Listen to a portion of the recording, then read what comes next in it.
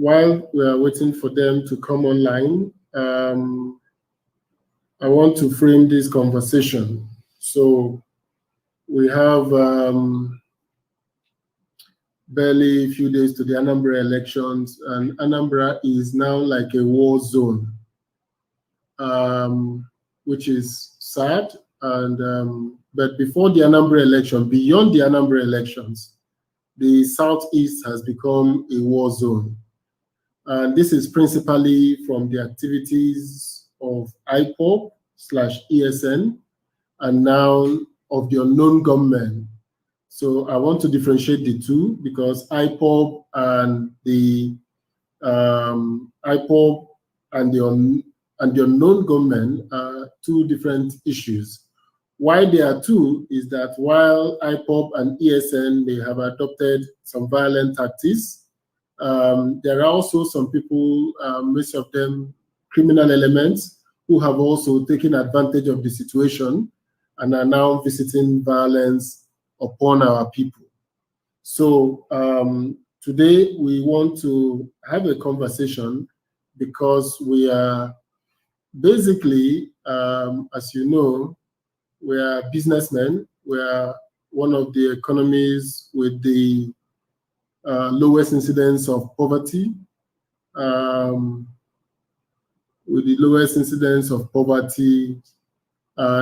we also have a very high level of literacy in our zone. We have a lot of complaints about how our zone should run. And so all of those issues we are going to be discussing. Dr. Sam Amadi has joined us studio. He's live now.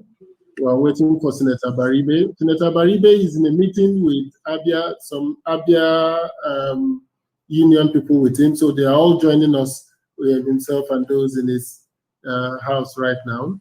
So we are waiting for him to come on stream. But before he comes on stream, I would like to take Dr. Sam Amadi and ask him, I have framed the issues that there have been agitations around the world about separation. There has been in Quebec, there is agitation in Catalonia, in other places. Is that a good strategy to turn the area that wants that separation into a war zone, to intimidate the people in that zone? Or is there a strategy to continue to improve that area to make it possible that when they thoroughly become free, then they have all the assets and the capabilities to run a new nation?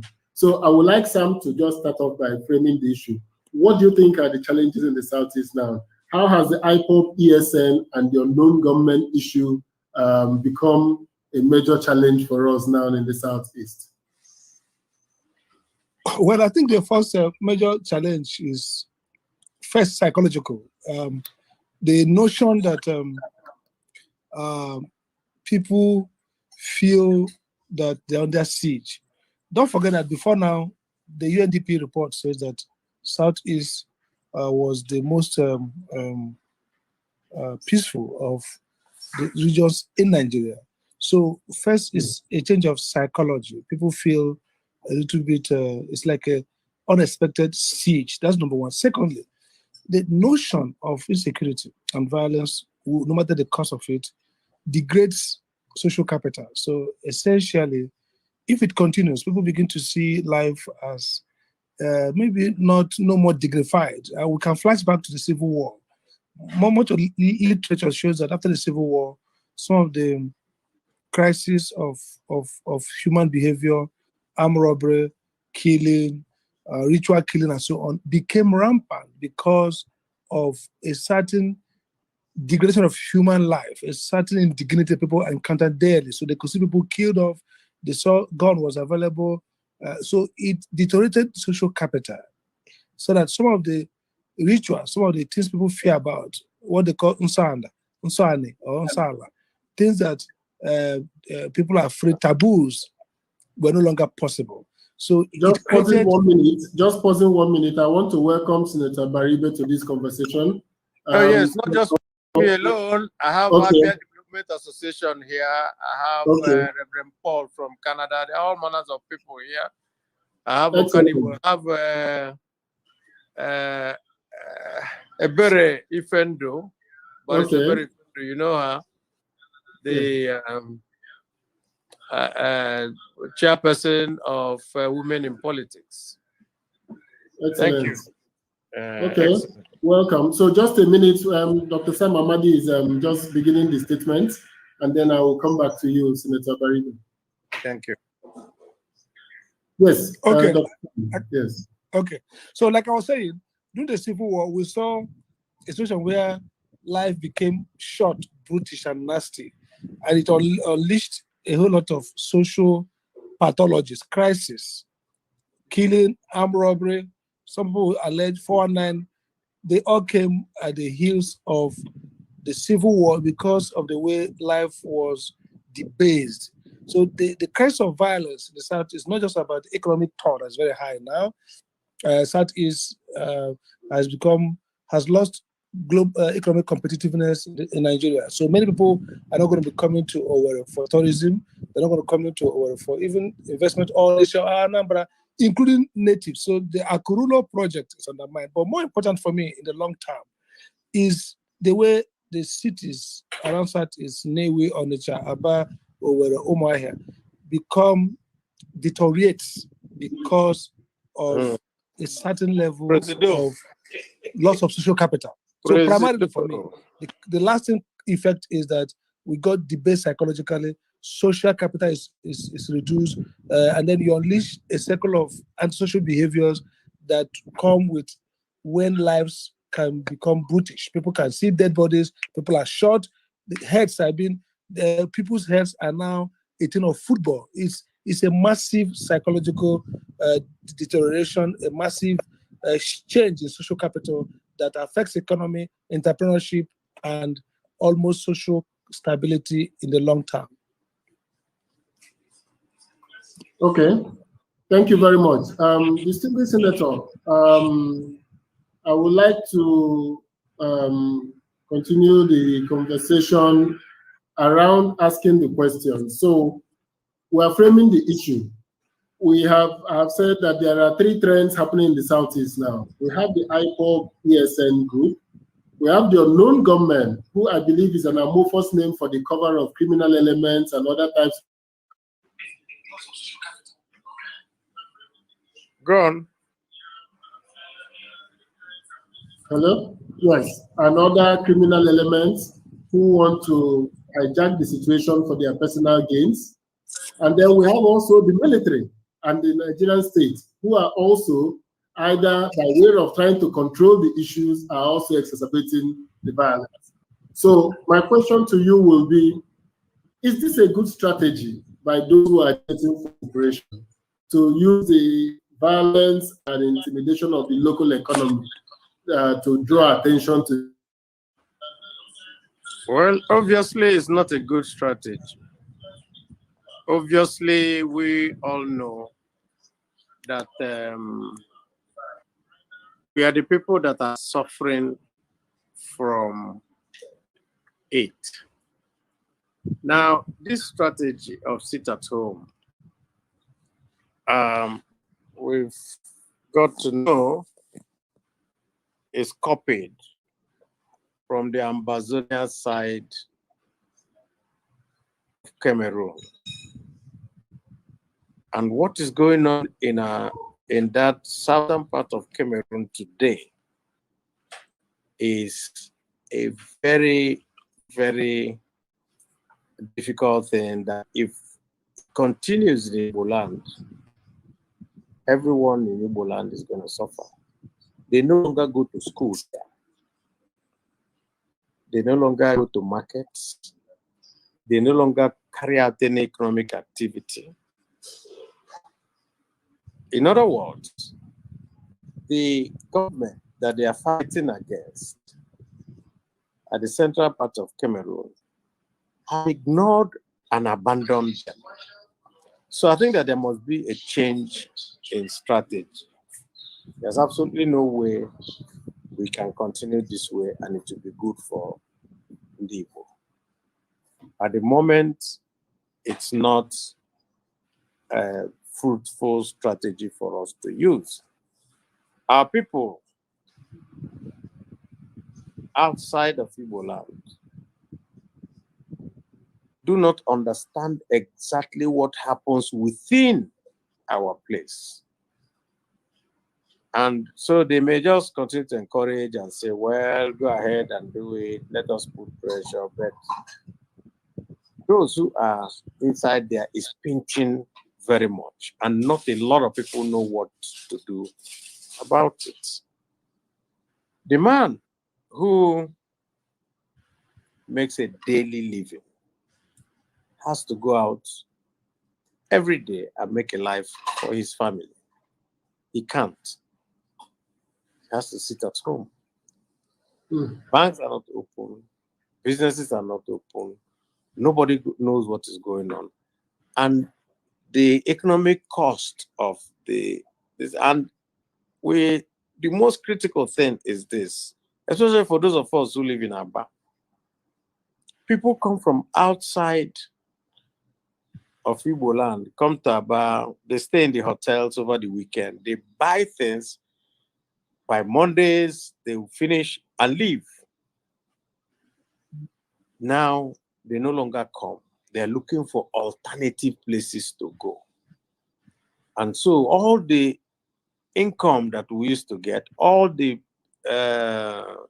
customers that they have now gradually started to get their suppliers from elsewhere outside Igbo land. And you know what's going to happen with this? In the next 3, 4, 5, 6 months, anybody who has created an alternative source of getting whatever he wants will not come back. And that closes up that whole place entirely. So it's a very difficult time for us as Ndibo, and it's not a good strategy for us to continue. Thank you. So the consensus I see here is that this is not a good strategy to pursue, and but there are serious issues of people feeling alienated, people feeling that Nigeria has not treated Igbos well, and these issues, many people say, has fallen into the hands of non-state actors because state politicians like all of us, senators like you, House of Rep members, governors, are not standing up to defend Igbo people. Is that something that will warrant this kind of behavior? Is that an issue that needs to be addressed, the issue of leadership? I'll start with Sam before we get to Senator Abaribe.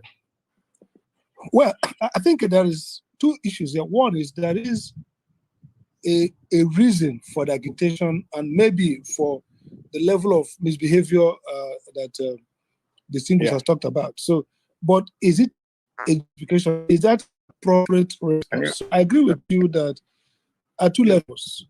At the level of federal government, the Buhari administration has orchestrated, not just for Southeasterners, but across the country, a pushback, a very debilitating hostility that people have against the idea, even the Nigerian state. So one can argue, with due respect, even though insecurity, the Biafra campaign, when I was special advisor to Ndukwe, you know very well, in the US, we confront many Nigerians who express very strong reservation about the Nigerianness and some nostalgia for Biafra. But it wasn't at this level. The realism of it is not at this level. So one can argue first that the governance structure of the Nigerian Federation now, the symbolisms of public leadership kind of create a sense in which many of the Southeasterners, especially the young ones, totally feel alienated and develop hostility to the idea of Nigeria, as well as hostility to politics as the art of doing justice, as a search for common ground and for belonging. So that level of the federal government, yes. At the level of the state government, it's clearly that there's a clear evidence that the governorship, gubernatorial leadership at the Southeast has been very, very poor.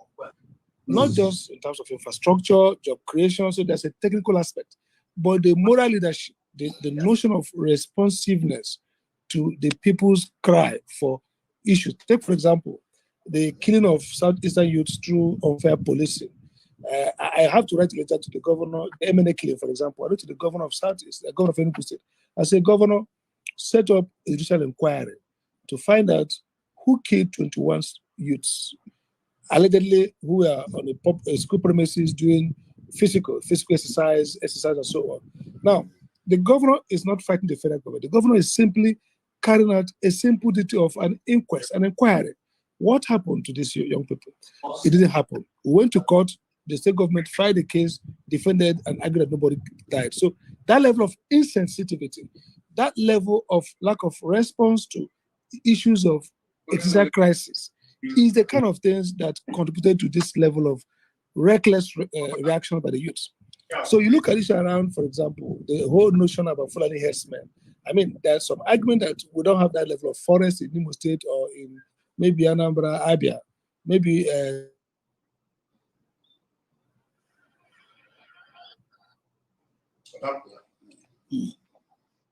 Sam, we are not hearing you. Sam, we've lost your audio. If you can hear me, we can't hear you, Sam. okay. Sam, we can't hear you, Sam.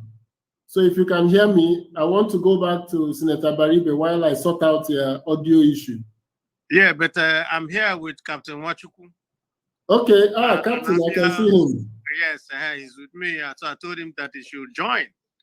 Let other people also put their voices in. Yes, very important. Very, very good. My honorable Minister. I greet you, my brother. Good day, Carl. Look, people are doing it. You all are doing a very good job. Yes. I think it's got to a point where some of us must inject ourselves into this forum of seeking this peace or looking for this peace. Because our younger brothers back home or around the world sometimes feel we have failed. But I tell some of them that we have not failed. It's just a matter of miscommunications between us. But Honorable Minister, anytime you put up a group, I'd like to be part of it, this peace group. Yes. Let's go and talk to these young men. Let them know they're not the only ones in this pain. All of us have children, and our children are beginning to have their own children. So it's not a game that they're just the only ones there. And that's why I told Senator Abaribe that I would like to speak and want to belong to you. I'm happy you're the one who is the chair. And honestly, anytime you call up, I'll be very, very ready to join you, yes. You know. Okay. My question goes back to there's a province in Spain, Catalonia, that have been arguing for independence, but it's the richest part of Catalonia. The Catalonians have always elected their local leadership to represent their separatist ambition. Is this not a wrong strategy for Ndibo not to elect a leadership, not to put their energy in electing a leadership that will represent them in the conversations in Nigeria? Is there something faulty with allowing a seat at home that will allow people to hijack the election, military or police forces to rig the election in favor of a preferred candidate? Is this not a wrong strategy?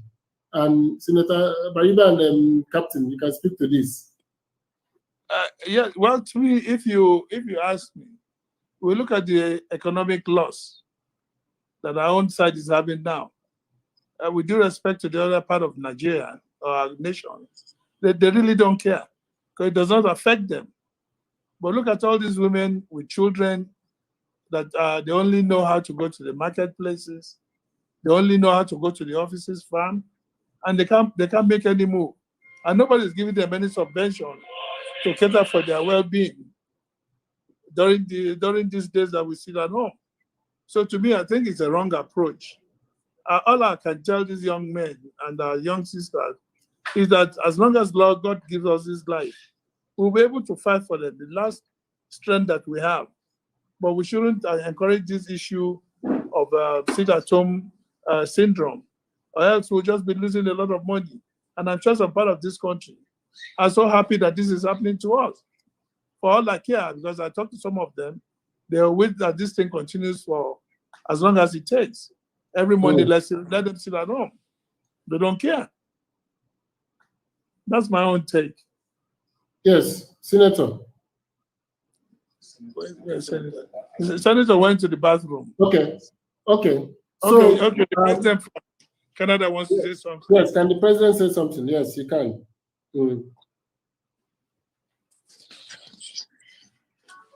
Okay, hello. Yeah, my name is Paul Ndukwe. I'm a Reverend Minister and I live in Canada. You cited what is happening in Barcelona, and let me make a comment on that, because the comment I want to make on that area is that you have people that are determined to develop themselves. So they decided to do something and they got a good development that was an envy to the Spanish government. If we begin to work together and we begin to say, develop ourselves. Once we begin to develop ourselves, what will happen is it will affect the economy of our place, and the economy of the Igbo land will grow stronger. And once it grows stronger, we will be the envy of the other communities, of the other nation. But if we do not work together, you see, there's a saying, Abakota Nyomambri is one.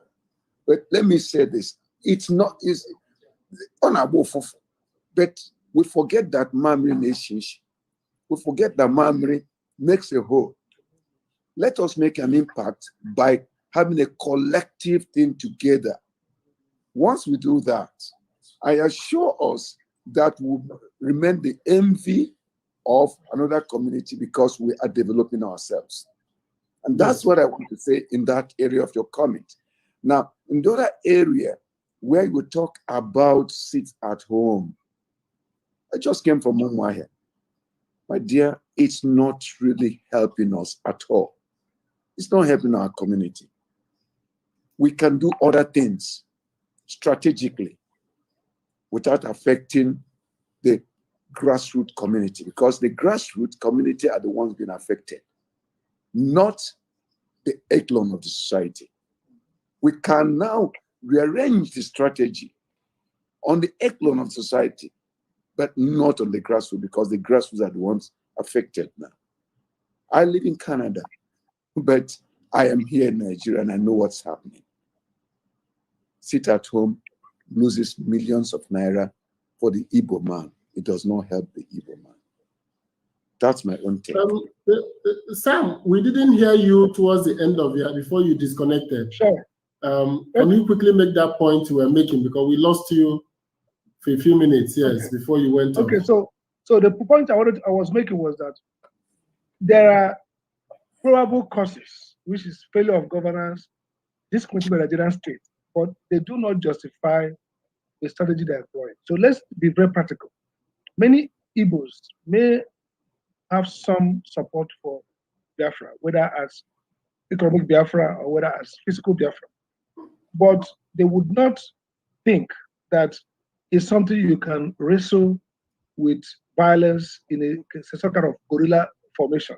And distinguish, Abaribe made a point around Ambazonia. That model is a model of self-destruction. You cause your place to become a desert. You bring war to yourself, and the federal government of Cameroon doesn't care about what they're doing. So you now create an extortionist infrastructure where you extort the people. And so it ends up enslaving Igbos. And if you look at our culture, we are a people who value freedom. It doesn't matter what you're going to give us. If you tell people that they can't decide when to go out or come in, there are a few people, for whatever good reason, decide for us when we should be locked down. I mean, the notion of lockdown is something that our forefathers wouldn't have imagined in their life. The time will come where some well-meaning patriotic Igbos will lock the rest of us down. So for me, there's basically no justification for the turn in which the struggle, whatever it is, has taken. When IPOB was banned or prescribed, I went to court myself. there was no basis for that prosecution. But we supported the democratic right of anybody to seek for self-determination.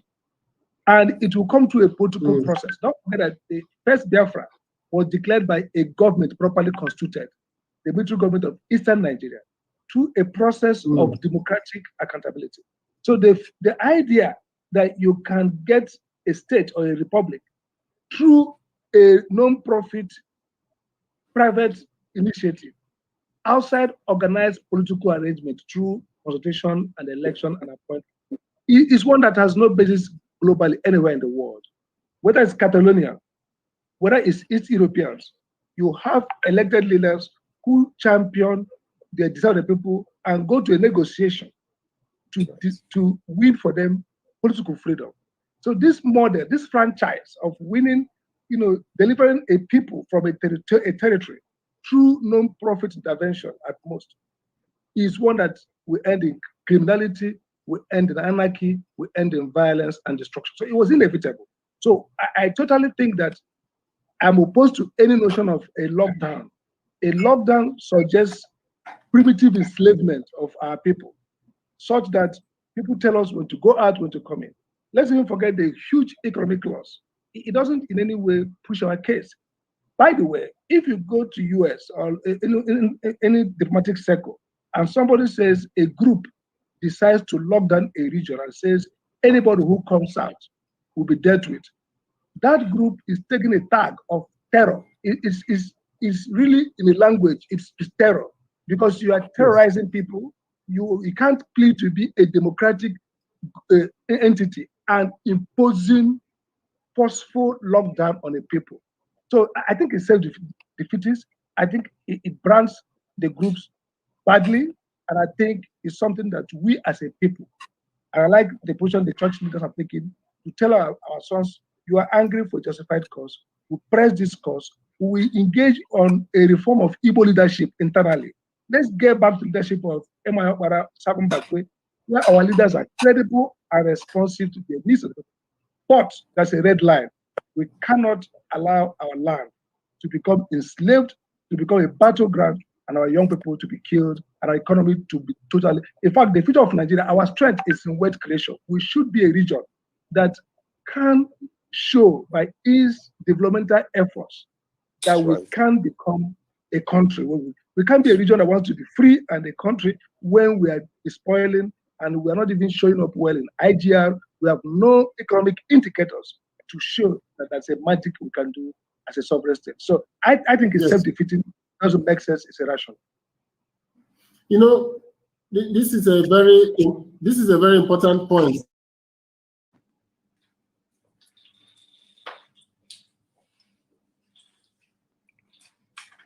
With this point, I totally align myself with this point that Sam has made. We have nothing to show that if we're a sovereign state, we will do better than the rest of Nigeria. We have not shown any evidence. We have not shown any political maturity. We have not shown any electoral intelligence, emotional intelligence in electing leaders that will stand for the people. We have imbibed the culture of money politics. Everybody is discussing money in Anambra elections. So it is not going to be different if we are to migrate tomorrow to Biafra. The state governments are not delivering on the mandates of the state. Our local governments are comatose. Our internally generated revenue is the lowest of any region in Nigeria. Our schools are one of the most dilapidated, despite the fact that private education is pushing our people. So our private sector is very strong. We're doing well, and that private sector is what we want to destroy in the fight against the Nigerian state. This doesn't make sense to me. We can't destroy our private sector because we want to make a point to the Nigerian state. Our greatest strength, our coming together as communities to build schools, to give scholarships to our children, to do apprenticeship schemes, to open markets that will attract people from across the region, is what we want to destroy in fighting a government the type that Buhari has done in Nigeria. So what I'm asking is, 2 years after the line, and President Buhari is out.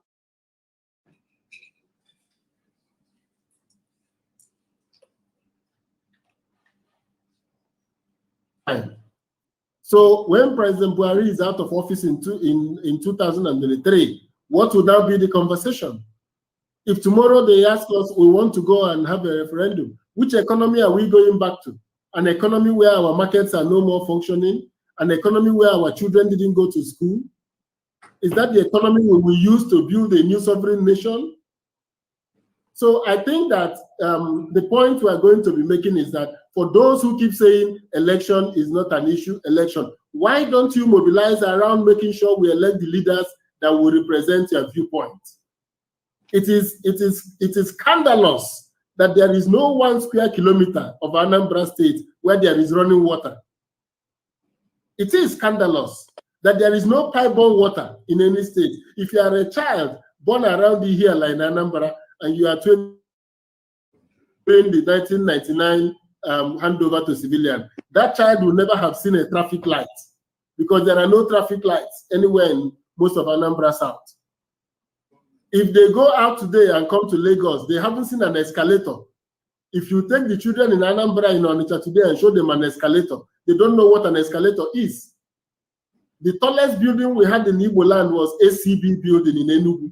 30 years after, 40 years after, 50 years after the war, we don't have buildings that use lifts in Anambra State, except maybe Senator Nduba's house and a few private homes and central bank office. There are no lifts in Anambra, showing you the weakness of our economy.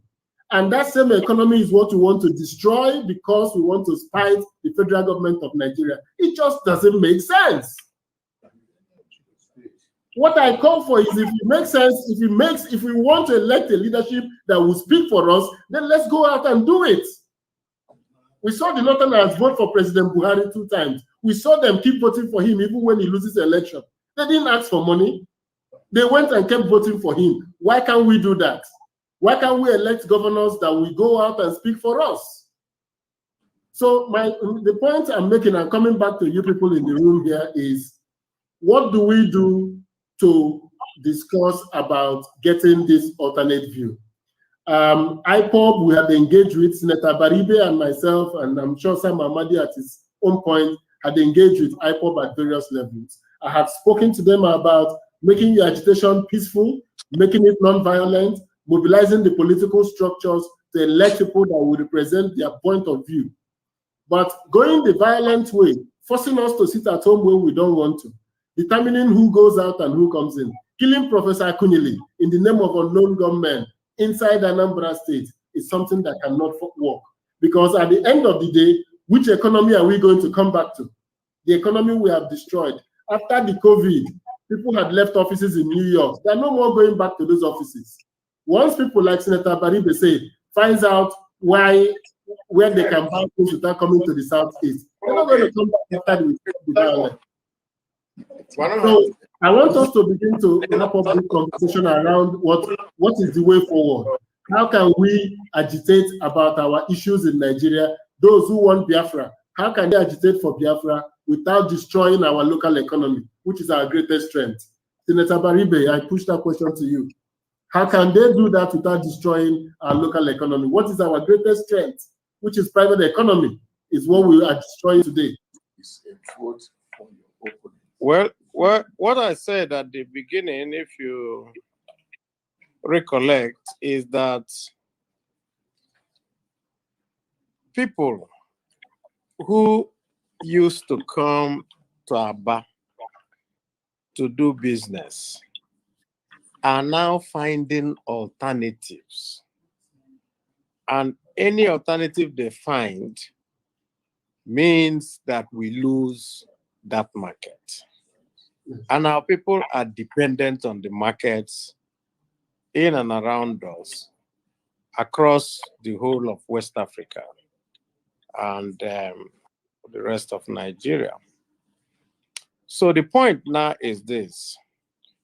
There have been agitations everywhere else. In Spain, in Catalonia region, they have also had agitations. But what they have done is that they have made sure that they elect those people that are interested in their agitations, to be in their parliaments. So, not participating now make sure that you don't even have a voice to be able to say something for you. In other words, we hurt ourselves when we do not participate. That is the position. So we want to ensure that everybody and the people who are interested and connected and can talk about your interests are those that are there for you. Because we cannot wish away the rest of the world that is around you. So I totally agree with that point of view. And the challenge we have today now is that, like I pointed out, we have IPOP ESN, then we have this unknown government, which is an umbrella acronym for all kinds of criminal activities. So we do not even know who is issuing the order. We do not know which order we are obeying. We do not know who is enforcing the order. So how can we engage in the Southeast to bring this to a halt? Because this is destroying our most important competitiveness, our private sector. Sam? Yeah, I think I will propose two options. One is a civic angle. We need to have all the leaders of good conscience come out and take a position. And the position is very simple. We will not solve all the problems. We will not even convince either it's IPOP or ESN or anybody to join politics, because they can say, look, there's no road here. You know, the political road is closed. You guys are going nowhere. So that they could stay. But what we can do is very simple. The state governors, and I blame them, the primary work of a state governor is security. They have responsibility. So if I was a state governor in Imo State, first, I will seek to have conversation with IPOP or whichever group and say, look, let's try to find out what are actionable things. Okay, there are many issues. We prescribe IPOP, Nnamdi Kanu. Those are issues that are capable of being taken politically, process it, and hopefully get a solution. But there must be a red line where nobody can cross. That red line is that a state must be, you can't come to a state and say you are going to impose any order. I mean, it's totally irresponsible. I wouldn't mind hiring 27 buses for 27 local governments to put it there with security of all kinds to take workers to their everywhere. Even if you spend 200 million to defeat a lockdown order, you've done their job well. Because the implication of allowing this recklessness is that any group, including the non-government who don't know who they are, can come in and shut down the state, terrorize citizens from going out and do their business. So I would say 2-track, one civic, engagement, dialogue, appeal like we are doing here. This is not working for us. Second is law enforcement. Law enforcement, by all means necessary. Make sure people are free to move around. So you must draw the line. That's a line. That's my own worry. I'm not against all forms of agitations, but I'm against agitations that, one, imprison our people to what is strange to us. This is not Afghanistan. It's in Afghanistan and such places that a group of do-gooders, whatever is the ideology or belief, doesn't matter, will take over and say, this is what should happen. So that means basically there's no government.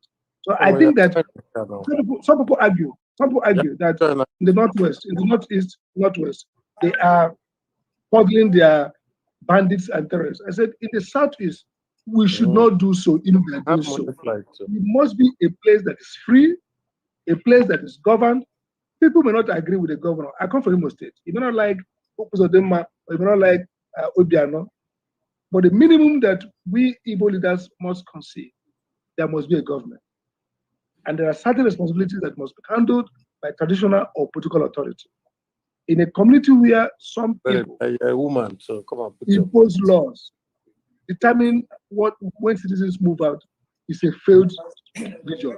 So my answer, Osita, honestly, would be that we make the best effort to reconcile our brothers, ourselves, discuss, but we should, whether it's unknown government or the federal flag operation of the Nigerian Army Security Operatives, all the state governors in the Southeast should show strength, put resources together, and ensure that no sit at home works. Because the danger of a sit at home is that it's a slippery slope. You could get to a point where people in your neighborhood, in your community, in your villages will decide, one or two people will decide that they are enforcing an order that has been given to do one or two things. We don't want to be a lawless society. So I'm in support of peaceful negotiation, discussion with the youth, with IPOB, which is important. There should be a structured conversation with them. But whether we get a decision or not, we must maintain basic rule of law situation that enables economic development, that improves human welfare, while we work and wait for the liberation of Southeast, any political crisis in Nigeria. We can't mortgage minimum rule of law and order. Yes, very important that law and order must be maintained. I have made it clear that IPOB ESN is operating and that unknown government is now an umbrella group. When I talked about Professor Akunyele, I'm talking about the killings by unknown government. Because when people, if it was IPOB, I will expect them to come out and claim responsibility. So as far as we are concerned, it was done by unknown government. But this unknown government is now an umbrella group for all kinds of groups operating in the East. And we don't know who will be the next target. Just to add something here. Yes. Have you noticed that there is no more armed robbery? There's no more criminality. There's no more cultists and all that. All of them have moved in. To unknown government. And they have collapsed into unknown government. So they now carry out all manners of nefarious activities. And when they carry it out, they now claim that they are IPOB, ESN, or whatever. That's what is going on now. So people get up and go and rob a bank. And they say, oh, it's unknown government. People rob people on the way. They say it's unknown government. People go and carry people's things on the day that there's a sit at home. It's unknown government. So everybody's scared. Nobody wants to open their shops because you're not sure. That's what is going on now. Yes. That's why we have to. What will be the way forward? I for one know that the IPOB is no more fully in control of what's going on in the East. So engaging IPOB is one thing everybody have talked about. So what should be the next steps? What should be the next steps? Themselves are telling you that they are not the people who are giving all these orders. Yes. So nobody is understanding who else is doing that. So anybody who's an anarchist who wants to make sure that that's why yes, go ahead, Sam. That's why we need enhanced state law enforcement action. I mean, it's like lawlessness. It's like a band of criminals. They say it's not IPOB. They said it's not us. So government has the first responsibility is to first stop these whoever it is. My concern is you are sowing a seed of lawlessness, and once it thrives, people, all kinds of criminals, people who have private issues to settle, with their neighbors, we ride on the bandwagon of unknown government, and then nobody see. It's easier to do business in Zamfara than to do in the Southeast. Well, it's easy because you can understand that chaos, and you can factor it in your business analysis. You can factor the fact that probably there will be terrorists who are going to attack you. You form a private militia to protect you. But you can't factor what you call generalized chaos. You don't know where it's coming from. There is no defined war front. The whole place is open to anything. So one afternoon, you hear that unknown government stormed the place. The next day, life is normal. Then the other day somebody says tomorrow nobody should come out. You don't know whether it is official, you don't know whether it's a non-government. So basically, it's difficult to do business. I will argue that it's easier. That's why you see some of these Americans do business in Afghanistan or Iraq where there's war. But it's difficult to do business when it's uncertainty, generalized uncertainty. That's why what's happening in the Southeast might actually be more dangerous and damaging than what is happening in the Northeast. So the going forward strategy is, how do we go forward?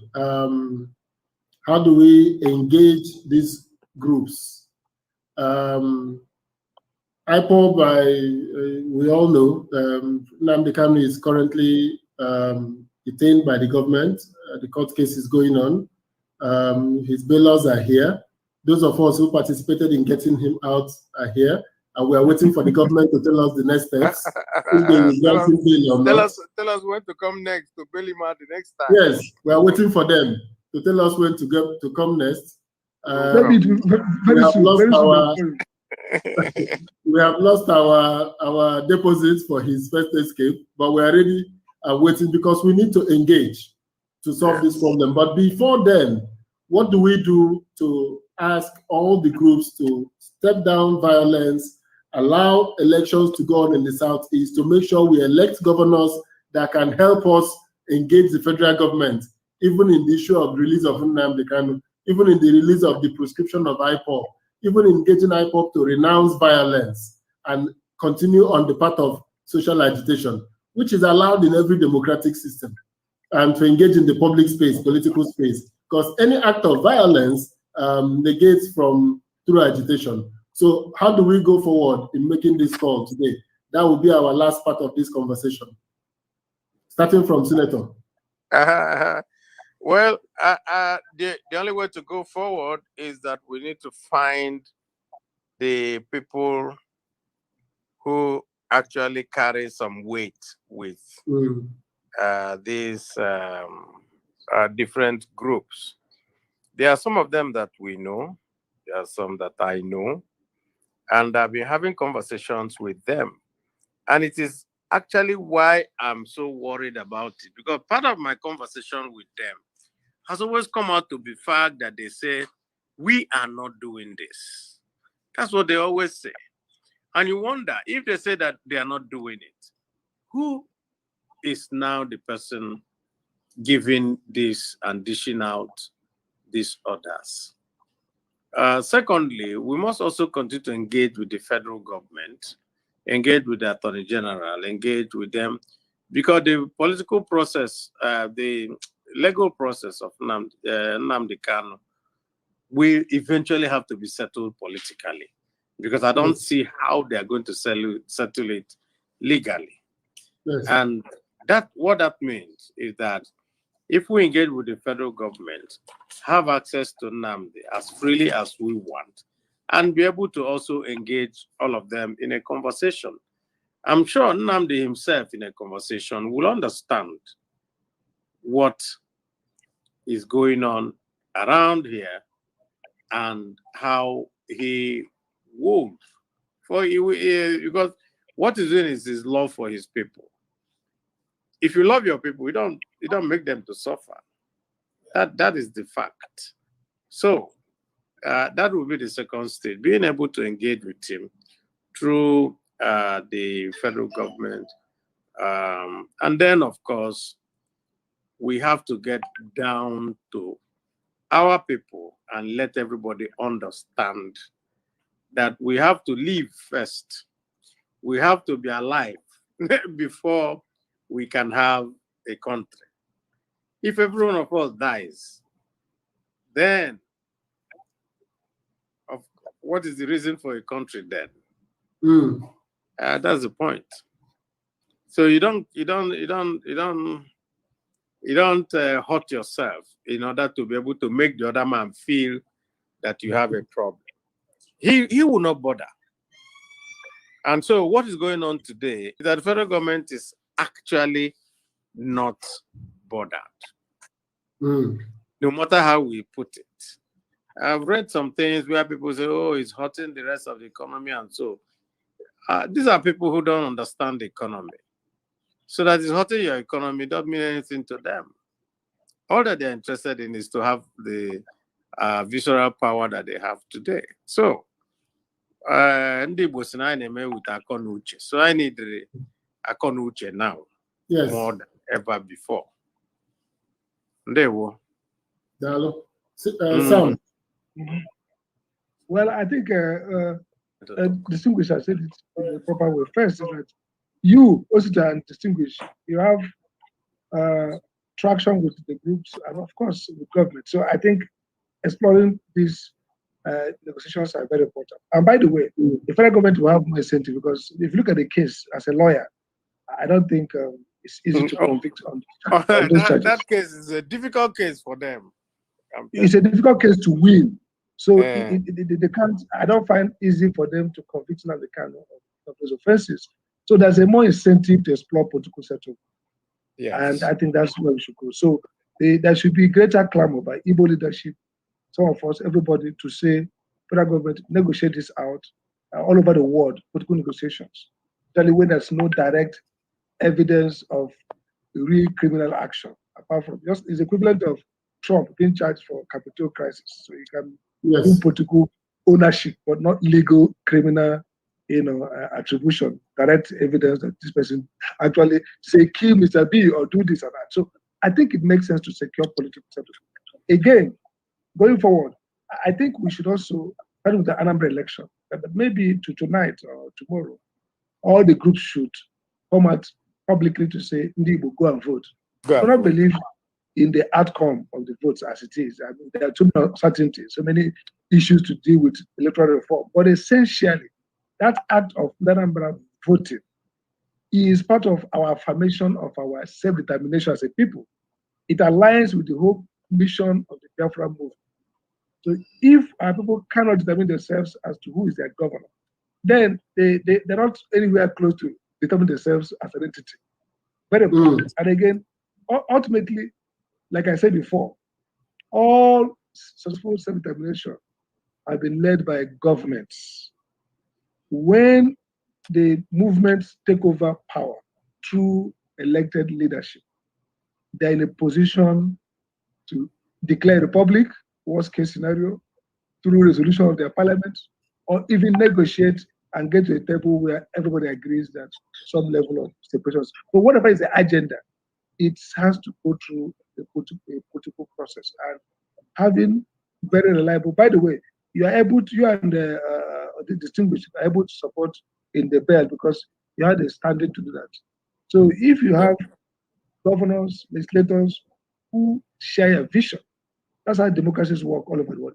There's no other way that they're going to wage a revolutionary war and succeed, and the prospect is not there. So you just have to accept the fact that that's politics. You play it. It might not be routine politics. You may play revolutionary politics. You may play the politics of extremism. You may mobilize and form a new party. Howsoever, we need to allow our people to vote. So I think IPOB and whoever, MASOB and all the groups, I've heard MASOB come out and say, we vote. So if IPOB comes tomorrow and say, everybody should, those who want to vote should vote tomorrow, on Saturday, it goes a long way also to restore the support of people elites to and then help enable us push for a political settlement for Nadekaru, who is a patriotic Igbo son, and also hopefully deproscribing the group so that Igbo youth are not at risk of state persecution on the basis of their membership of an organization. I think that's the way to go forward. So we're bringing this to a conclusion, and I will give the senator the last word. If I summarize to say that from these conversations, we're saying that not allowing voting in Anambra is actually a denial of our self-determination, being able to choose our own local leaders.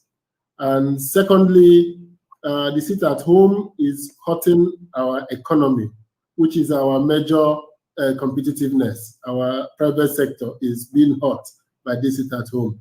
And then we're asking all the groups involved in any form of agitation to come out and ask Anambra people to go out and vote and choose that leader that approximates to the type of leader they would like to see representing Igbo in the conversations about our future. I don't know if this summarizes what I hear from this conversation, Senator. Precisely, that summarizes it. The final thing I'm going to add is that the judge, when Nnamdi Kanu was given bail, said that they wanted a senator to sign for Nnamdi Kanu's bail. Yes. If I was not a senator, then Nnamdi Kanu would have still been in detention up till now. Yes. So the point really is this: you have to vote and bring in your people and be a player in the field. Mm-hmm. Staying outside without being a player in the field, you will never score a goal. So if the people want us to be able to score the goal of getting to where they want as IPOB, then they have to have players in the field. And the players are the governors, the legislators, the people from all walks and crannies who are in government. You can't run away from it.